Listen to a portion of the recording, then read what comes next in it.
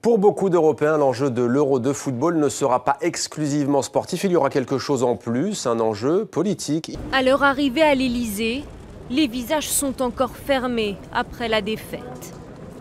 Les 23 joueurs de l'équipe de France sont accueillis par le président de la République pour un déjeuner. Poignée de main appuyée à chacun. Et cette équipe de France soudée et sympathique a fait le reste. Elle a permis de faire oublier les sales gosses de Naïsna. Et elle a surtout permis de mettre un peu de baume au cœur d'une France en crise.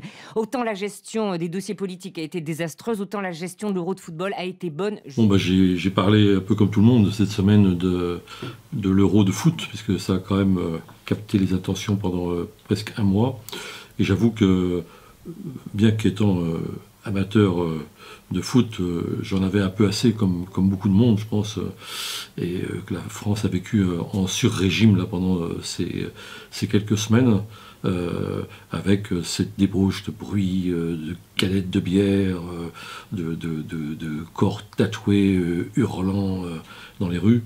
Ça faisait quand même beaucoup, et on a l'impression que tout est permis pendant ce laps de temps. Et j'étais frappé par finalement cette espèce de période enchantée, je mettrais des guillemets enchantée, que vivent ces supporters qui ont le sentiment qu'ils peuvent prendre les rues en sens interdit, chanter à tue-tête au milieu des avenues, etc., devant le regard bienveillant des CRS, lesquels étaient beaucoup moins bienveillants quelques jours auparavant contre les manifestants contre la loi travail.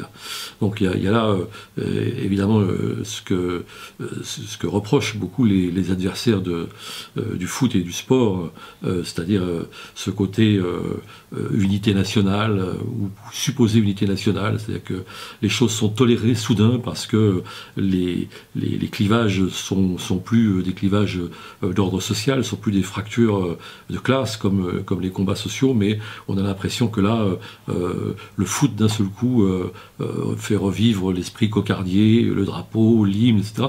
Et ça ne déplaît pas à nos politiques, du coup, qui acceptent tout, et les supporters eux-mêmes sont un peu dans une pensée magique, un peu infantile, il faut dire ce qui est, c'est-à-dire que soudain tout est permis, puisque les forces de l'ordre, comme on dit, laissent faire, et c'est toléré, on a même l'impression que c'est presque encouragé, précisément parce que ça vient comme une sorte de soupape dans un pays qui connaît un grave malaise social et qui est en proie à des conflits très violents. Alors cette violence-là, elle est tolérée parce qu'elle se fait sous le drapeau et la symbolique de l'unité nationale.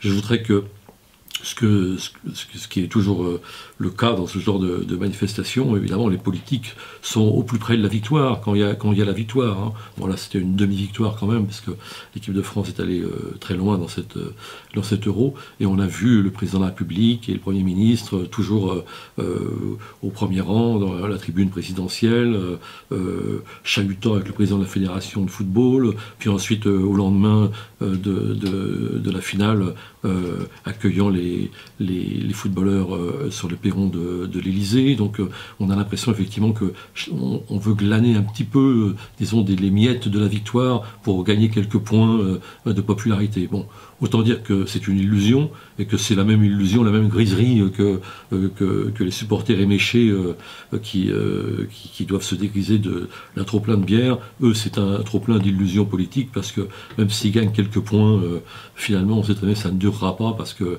le malaise est beaucoup plus profond que ça. Plus personne n'y croit trop, plus personne n'est trop dupe maintenant, en plus de cette exploitation par les politiques, disons, des grandes manifestations sportives.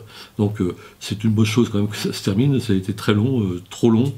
Et on a beau aimer le foot, comme encore une fois, je ne suis pas moi, du tout un ayatollah anti-foot, j'aime bien le jeu, mais j'aime pas beaucoup ce qu'il y a autour, même si je reconnais que je pratique volontiers l'amnésie pendant les 90 minutes ou les 120 minutes, oubliant les salaires absolument scandaleux des joueurs, la corruption des instances du football international, le gigantisme des infrastructures qui souvent serviront plus après, et cette débauche de dépenses qui, entre parenthèses d'ailleurs, semble semble-t-il, ne profite même pas à l'économie des villes qui ont accueilli cette manifestation.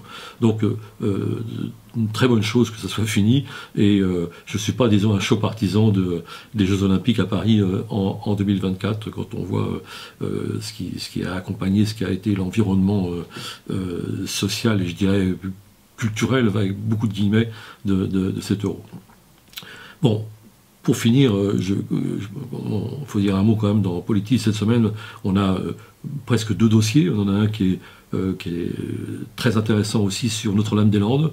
On a déjà, la semaine dernière, beaucoup parlé de Notre-Dame-des-Landes. Il y a eu ce grand rassemblement ce week-end et c'était absolument passionnant. J'ai eu l'occasion d'y aller et j'ai trouvé que vraiment le niveau de réflexion, de responsabilité, de contre-expertise aussi sur les questions de fond était tout à fait bluffant, hein.